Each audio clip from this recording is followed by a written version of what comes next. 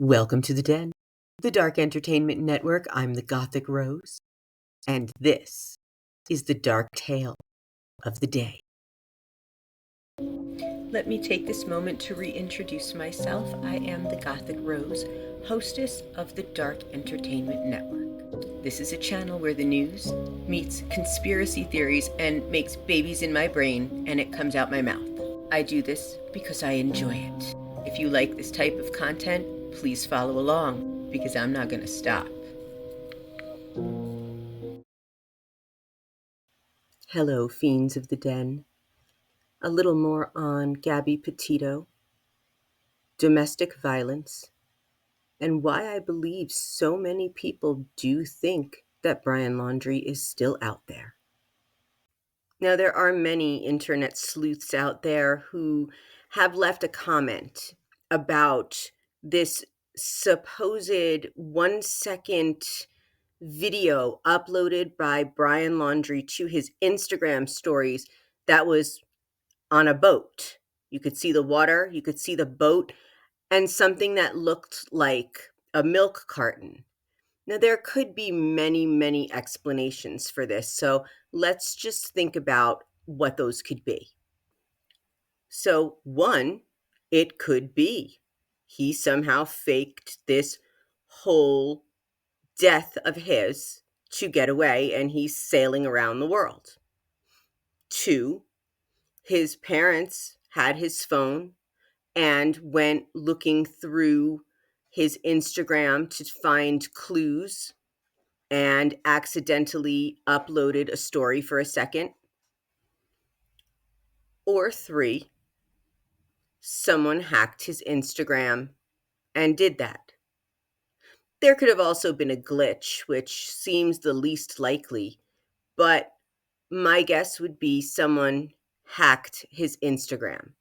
So if you have any theories about this, anything to support what I'm saying, or any of the other theories mentioned, please leave me a comment and leave me any links you can, and let's explore and put an end to this theory. Hello, dear fiends of the den. I'm back to talk more about domestic violence and the signs that we miss in women like Gabby Petito. I would also like to touch on the theory that Brian Laundrie somehow uploaded a 1 second video to his Instagram stories. Let's talk both. Honestly, I can see why so many people do think that Brian Laundrie would have tried his best to escape, because he's not just a narcissist and an abuser. He truly seemed to have sociopathic tendencies when he started to laugh when the police told him that he was a victim of domestic violence. And he just did not in any way care about the way he was making Gabby look. People like this often take someone with so much light and so much life in them and so much love and goodness to offer the world, and they like to tear them down. And when they can't tear them down, sometimes they take their lives. People like this often take someone with so much light and so much life in them and so much love and goodness to offer the world, and they like to tear them down. And when they can't tear them down, sometimes they take their lives.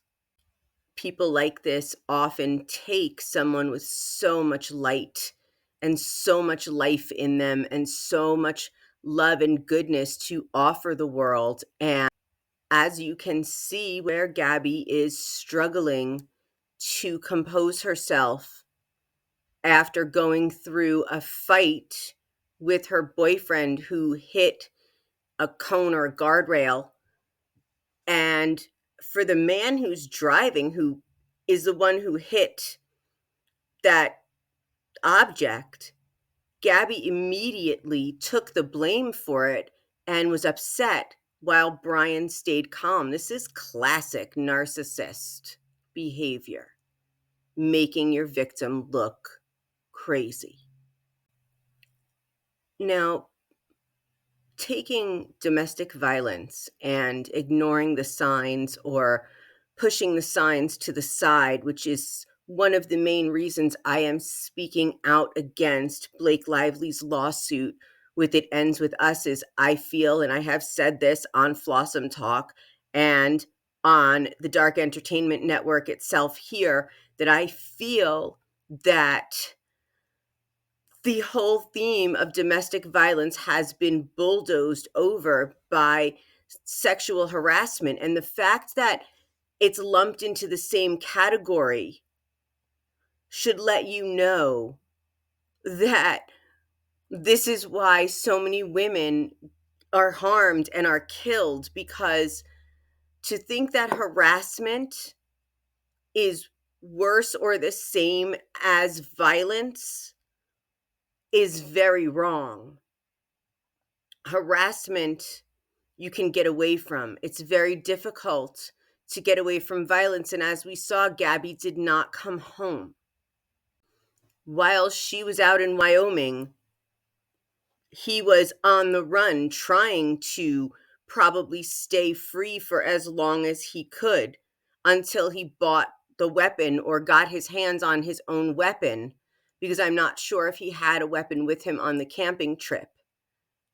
Gabby was killed by strangulation. That is an up close and personal way to take a life. You have to have hate in your heart for that person. And that's what happened to that beautiful girl. And I go back to my theory that if the mother of the man doesn't like his wife or girlfriend, it's almost like permission to abuse that woman.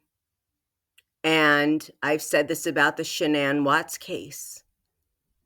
You could think about it with Laci Peterson as well. And you've got the mother's letter that she wrote to him. I'll get new guts. If you hate my guts, I'll help you bury a body. I'm paraphrasing at the moment. And then you have Brian's letter stating that Gabby was hurt and he wanted to put her out of her misery. Yet no one recognized the signs of domestic abuse, and Gabby could not speak up for herself when she was alive because she had not just Brian to deal with, but his mother that would do anything for him and protect him. Just a few more reminders that Gabby tried to advocate for herself, and she literally showed physically what was done to her face, while Brian did not have a mark on him. Yet she was somehow the aggressor. For Brian and Gabby to have been together after that incident at all just shows you how Brian was able to completely manipulate this situation and make Gabby look like the abuser and the crazy one. And there he was, then able to pull off his plan. It's not often easy to recognize the signs of a domestic violence situation, but look for changed behavior in your friends. If they're isolating more, if they seem nervous when they're talking about their boyfriend or husband. So look for them to do something like name calling or insulting them in front of you, anything that belittles or insults them or humiliates them in front of you. If the boyfriend acts jealous or possessive, this can be a girlfriend as well. So women can be abusive as well. But I'm coming from a woman's point of view in a heterosexual relationship. So I'm saying he. So there is control over finances. So if your friend suddenly has no control over her finances, then you may see that she is in an abusive situation, and you may want to start to bring that up. If they are starting to isolate themselves and go out with you less and talk to you less, that is a huge sign. If they are out with you and they're constantly getting phone calls and texts from their boyfriend or husband who's monitoring where they are and how long they'll be out and when they'll be home, that is a sign of abuse. If you see bruises, if your friend tells you that he's threatening her or there are forced adult acts that she does not want to be part of, that is a sign of domestic abuse.